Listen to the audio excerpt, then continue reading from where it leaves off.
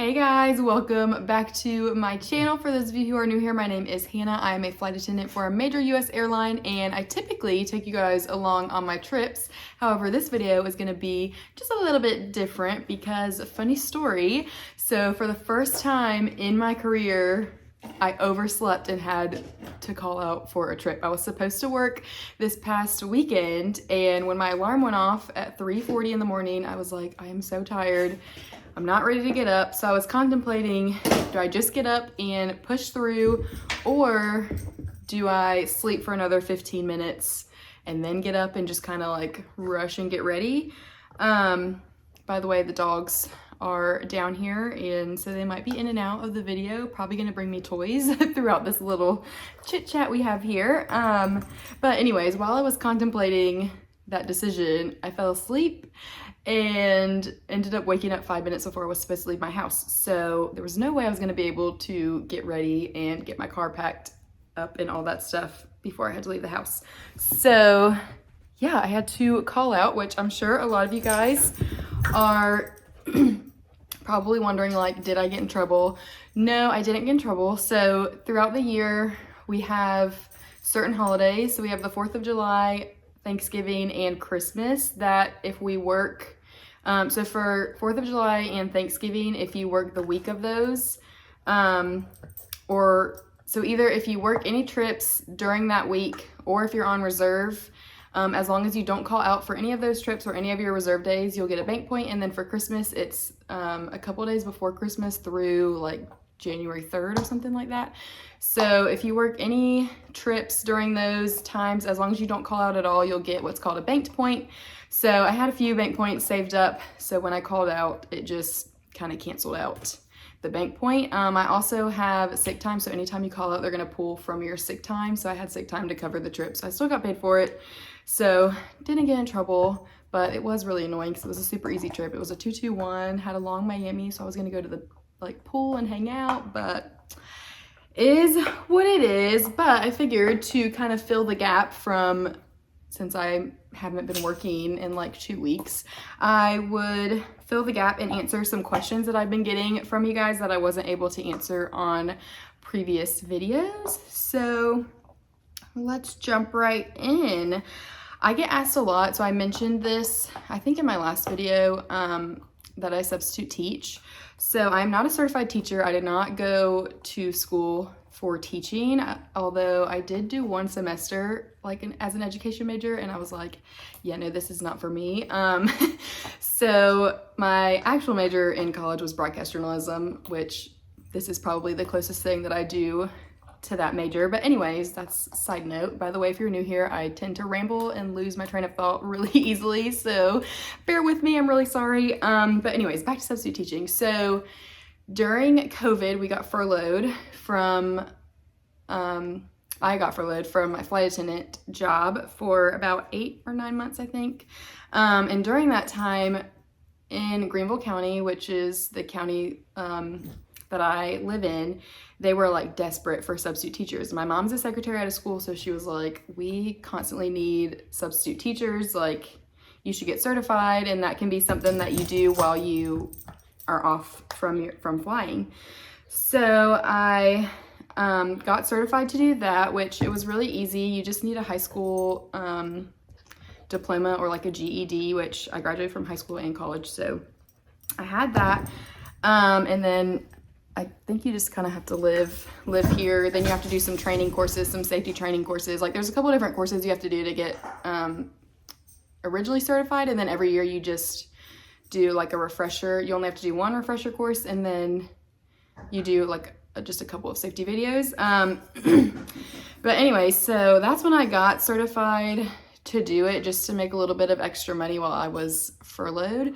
I can do any grades from K4 up to 12th grade, although I've only done K4 through 5th because I'm still a little freaked out by middle school and high school. I just am like afraid that I'll go into the classroom and they'll ask me questions and I'll be like, I have no idea about any of this stuff. Like I was trying to help a 10th grader the other day with some algebra, and I was like, I don't remember any of this stuff. Like some of it I kind of remembered, But also they've changed like the way they do math now. Like it's so different from when I was in school. So I'm like, I have no idea. So that's why I haven't done middle school and high school, because I'm just like afraid that I won't be able to help them and that it will be like a brutal day.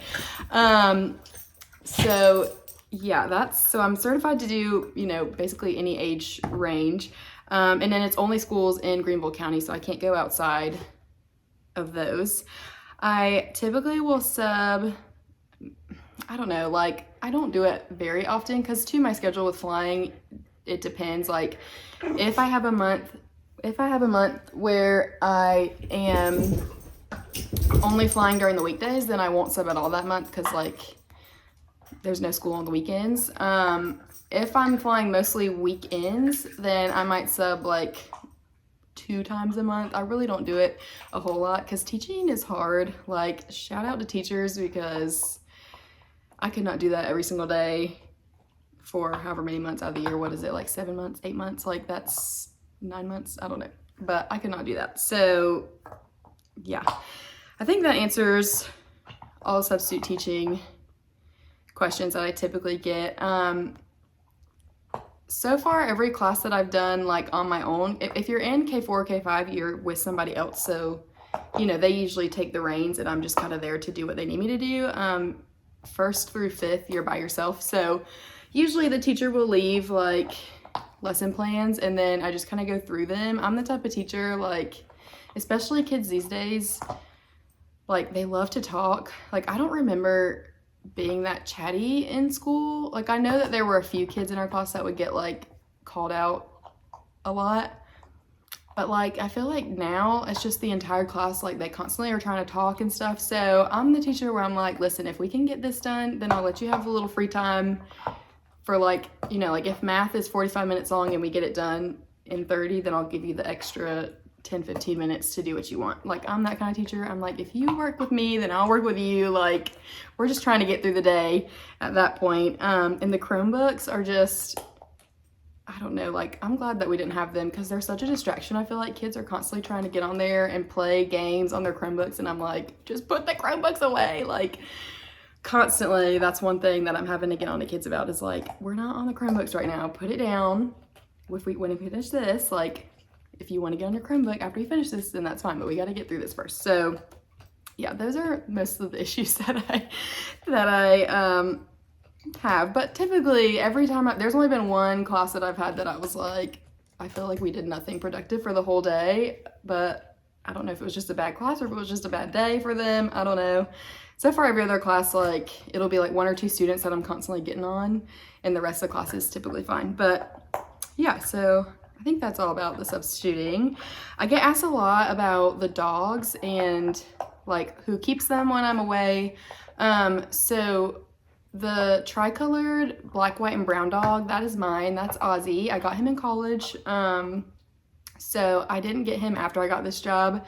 I would probably not get a dog like flying right now because I'm single and it just doesn't like make sense for me to have a dog. Obviously if I was like married with a family it'd be different, but like as a single girl I would not get a dog at this point if I didn't already have him. The multicolor brown dog, that's Silo, that's my sister's dog. So both of us still live at home with our parents. I moved back in when I got this job because I was based at DC at the time and before I got hired I was living in Columbia, South Carolina. So I was like, I don't want to pay for multiple rents when I'm gonna be hardly at either place ever.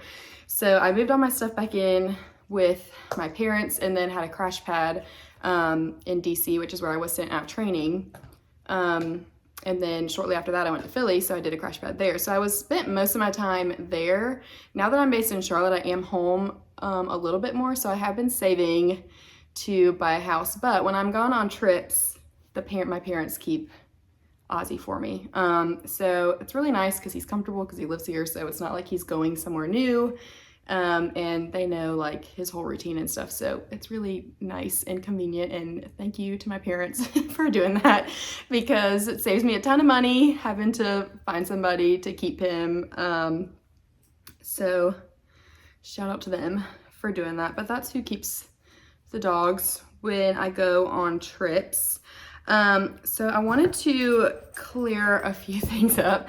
In my London video that I did at the beginning of the year, I mentioned when going through the London security that they have a little black book, and if we do anything wrong, they put us in the little black book. And I had so many people saying that that was not a thing. I promise you it is a thing. I would not make that up. I'm not that creative to make up something like that. So it's not for regular passengers. Remember that flight attendants go through a completely separate security than what regular passengers go through at London Heathrow. So ours is like a completely separate building, and then we take a bus that drops us off like inside the terminal. So when we go through security, the London security is just particularly really hard on us. I don't think it's the same for passengers. I have never traveled through there as a regular passenger, so I've never had to go through regular security at London Heathrow. So I can't tell you what it's like going through there. So some of you guys may think I'm lying because it's a completely different experience when you go through there than when you go through as a flight attendant. So where we go through, it literally looks like a jail. Like, it's barbed wire fencing. You go in, they have to open up a gate, your car goes in, they close the gate. So the bus that we take is literally like stopped in the middle of these two gates because they're locked until everybody gets through security. Then it will open up the gate and then let everybody go through. But when we go through London is one of the only places that I have traveled through where they are still really strict on flight attendants bringing in oversized liquids or bringing in over the limit of liquids. So every US airport, and then pretty much every other airport that I've flown through, flight attendants, as long as we're in uniform, can bring however many liquids as we want. Most of them don't even have to be over, like, in that size limit, what is like 3.4 ounces or whatever. Most of them don't even have to follow that. London and then Curacao is the only two places so far that I've flown through where you have to have them in the bottles and then in the liter bag. So they're really strict on us about that. Every time I've flown to London, why don't you come sit? Oh, you want this? Okay. Every other time I have flown to London, I literally take every single thing out of my bag. I empty every single pocket to make sure that there is not a stray liquid somewhere, like a bottle of lotion or anything like that. Because when you go through security there, if you don't pull it out and if it's not in that bag, then you get in trouble and you get put into the black book. And I mentioned, like, they freak out, and it's not like a crazy freak out, but it's one of those things where, like, if I forget about this liquid, you would think that they could just be like, oh, just throw it away. Like how any other airline, like, or any other airport security does. Like, if I go through somewhere and I have an oversized thing, they'll just toss it, and, like, that's case closed, like, that's it. But for some reason there, it's like, if you're gonna check a bag and they didn't know that beforehand, they get really upset with you and then put you in the black book, even though you were planning on checking your bag. Like, if that didn't get communicated the right way, you're going in the black book. So it's like things like that they just are very nitpicky with crew members. And it might be different for passengers, but I think they expect us to know what to do when we go through the security. And I think that's why they're so hard on us, because a lot of those people that fly to and from London, that's what they do all the time. So they should know, like, the rules. And so I think that's why they're a little bit more strict on us over there. But yes, the black book does exist. Yes, they are very strict on us over there and do not handle any kind of mishap well for us. So the black book basically is just this little book. It's a little black book. And if you don't put a liquid in the right way, or if you try to take a food that you're not supposed to take, or whatever it is, they put your name in this little black book. And if you get put in there 3 times, the rumor is that you're not allowed to go back, like, you're not allowed to work any more London flights. I don't know if that is true or not, because I have heard people say that they've been put in that book multiple times. So I don't know if that's the case. Maybe it's 3 times in a year. I'm not really sure. I have witnessed someone being put into the black book. In that case, she had oversized liquid, so she was gonna check her bag, and nobody asked like if there was anybody checking a bag, and it was one of her first times flying there. So she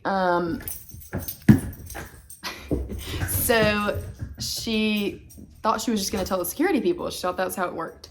Well, she was supposed to tell the bus driver. Nobody told her she was supposed to tell the bus driver. So the bus driver went in and said, nobody's checking a bag. Well, she comes through and puts her stuff through, and they start freaking out because she has all these oversized liquids. And she's like, well, I'm checking my bag. And they're like, no, you didn't say you were checking your bag. And she's like, who was I didn't know I was supposed to like tell anybody. I just thought I told y'all when I went through, like, hey, I'm checking this. So, you know, it was a whole big thing. And then they wrote her in the black book. So, which if you're on probation, when I was going through probation, which is the first 6 months you're flying, you're on what's called probation. So they're just a little bit more hard on you. We were told, like, which for DC, it didn't really count. She did still tell us, like, in case we transferred, but she was like, if you transfer somewhere, don't fly through London your first 6 months, because if you get put in the black book, that's like, you could get fired for that, basically, on probation, which is kind of crazy. But yeah, so if you get put in the black book in London, then you get a performance point on our end back home. So yes, the black book is real. I've seen people get put in it. It's not real for passengers. Like, they don't put passengers in the black book. It's just for crew members. So yes, hopefully that clears things up with that. I wasn't lying. It is really intense over there. Like, when I flew to London this past time, I texted my friends and was like, what's the rule again? Like, with the liquids, I'm like low-key freaking out. And it's like so stressful to go through there because I've witnessed them be crazy to people. So I always get a little nervous, but I do like empty my bag and make sure that there's nothing like hidden. So I also just am worrying for no reason, because I know that I like am in the right limits. But anyways, and then I also wanted to clear up, when I was doing my video and kind of explaining like how we get paid during a day, which this might have been a sarcastic comment, but in case it wasn't, I do want to clear this up. I mentioned that our per diem is $2.50, and I meant like $2.50, which I was actually incorrect. Our per diem on domestic trips is $2.25. It's $2.50 on international, but someone was like, $250, that's great. No, we do not make $250 an hour. I don't think any flight attendant is anywhere close to making that in an hour. So just wanted to clear that up in case anybody else thought that I was saying like, we make $250 an hour and that's nothing. Like, no, that is not what I meant. $2.25 actually on domestic. And the per diem that we get paid is basically what you have to put it right here if you want me to throw it. The per diem that we get paid is, that's basically what they say is them reimbursing us for like food in any kind of Ubers we take or anything like that. They say that is kind of what that is for. So yeah, the last thing I wanted to touch on, because I am getting a little bit long here in the video, is traveling on benefits. Oh no, his toy just went under the table. He's probably gonna start freaking out in a minute. You're gonna hear him like do a little like screech thing, like whine in a minute. Anyways, traveling on benefits. So someone did ask on one of my videos what the difference between enrolled friends and buddy passes is. My airline, we don't use the term enrolled friends, so that might be another airline that uses that. But what I'm assuming it would be that similar to our like companion passes, is what I'm assuming enrolled friends would be for somebody, for like a different airline.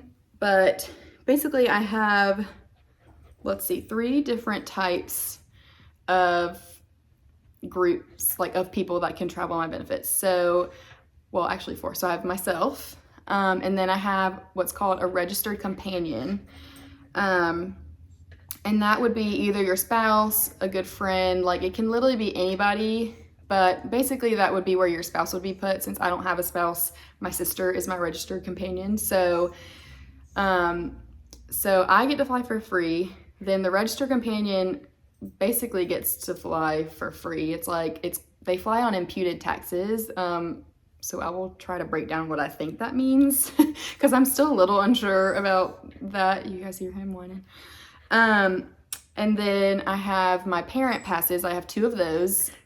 So my parents are listed for that. And then I have 16 one-way buddy passes. So that can be for any extra family, friends, whatever. So let's try to break that down a little bit. So like I said, I get to fly for free anywhere domestically within the US. When I fly internationally, I just pay the taxes in and out of the city. So the most expensive place is London. I don't believe it costs anything to get into the city, but when you fly out of Heathrow, it's $300 to get out of the city. So still $300 for a flight back from London is not bad. That's still a really good deal. So that's going to be the most expensive that I'm aware of. But typically it usually costs like $30, $40 to get out of a city. So when I flew to Amsterdam a couple years ago, it cost me $30 round trip. So super nice. And I will go ahead and throw it out there that I'm super out of touch with reality of what flight prices are. So I tried to book my sister because she was a little bit nervous about using her pass just because it is standby. So we aren't guaranteed a seat when we book. You're gonna have to wait, okay? Just wait and I'll get it in a minute. Get a different toy. Look, get this one. But she was a little bit nervous about flying standby because she wanted to get on like this one exact flight. So I was looking up because we do get 20% off, but it can only be used on myself, my registered companion, or my parents. My buddy passes, I can't get the 20% discount off for them. So I did try to book it, and it was going to be like almost $600 for her to fly to and from Dallas from Greenville. And I was like, that seems ridiculous for 20% off. So I was like really shocked when I saw that price. But anyway, she ended up non-revving, and I don't know why I went on this tangent. What was I trying to say? I love Marie. I think I was trying to break down her pricing. But anyway, so she just flew to Dallas, and so it shows up that it doesn't cost anything, but then it shows up on the side imputed taxes, like I think it was $60. And so from my understanding, what that means is they're going to say on my paycheck that I got paid $60 for that flight, and then they're going to tax it, and then that's going to be what she pays. So it'll be like next to nothing for her to fly. And then for my parents, so usually if they were to get like first class on a domestic, it's usually around like $60 one way. And then if they were to get main cabin, it's usually closer to $30. So they also get a really good discount. Once you get into the buddy passes, it's really not, well, I mean, it is a good discount. So I was looking up flights to Jacksonville for my family. So it was going to be me, my mom, my dad, my younger sister, who's my registered companion, and then my older sister, my nephew. So those two would have had to use buddy passes. And so when you broke it down, it was going to be like I would get to fly for free. And then my sister was going to be around like $80 imputed taxes. My parents were going to be around like $60 each or $40 each or something like that. And then my sister and my nephew, their prices were like going to be closer to $160. So the discount isn't as good as all the other ones that I have, but they still do get a discount. The only problem with the buddy passes is they are going to be one of the last people to get on the plane if there's a seat. So over the summer and like anytime there's like high travel, like when it's like major travel season, it's going to be very, very hard for a buddy pass to get on the plane. So that's the only issue with the buddy passes. And it's funny because when you become a flight attendant, all of a sudden you'll have those friends that you haven't talked to in years that are like, hey, I'm looking at flights. Can you get me on for free? No, I cannot get you on a plane for free. I could potentially get you on for a cheap price, but you might have to sit in the airport all day to wait to get a seat. So, I think people have a skewed idea of what we can offer them. Flight pass wise, I can't get anybody on a plane for free except for myself. So yeah, but I did get a little distracted there with Silo and his whole ball thing. So hopefully I explained all of that buddy pass stuff correct. And I mentioned that I get 16 one way, so that includes like multiple flights. So like if you had to take 2 or 3 flights to get to your final destination, that's considered one way. So it's not like 16 flights, it's just 16 one-way passes. So yeah, I've only ever used a handful of my buddy passes because like I said, it's usually pretty hard for them to get somewhere. But yeah, I have used a few of them over the years. My brother has used one, my mom's friend, they've used one. So yeah, and then my nephew and my older sister, they may be using one for our spring break because we're trying to maybe go on a cruise. We'll see. But yeah, so hopefully that answered some questions that you guys have been asking me that I haven't been able to answer. I still need to look at my calendar to decide about the live. Yeah, I need to look at my calendar and figure that out. But as always, any questions, comments, whatever, you can put them into the comments below. And I will see you guys in the next video. Bye!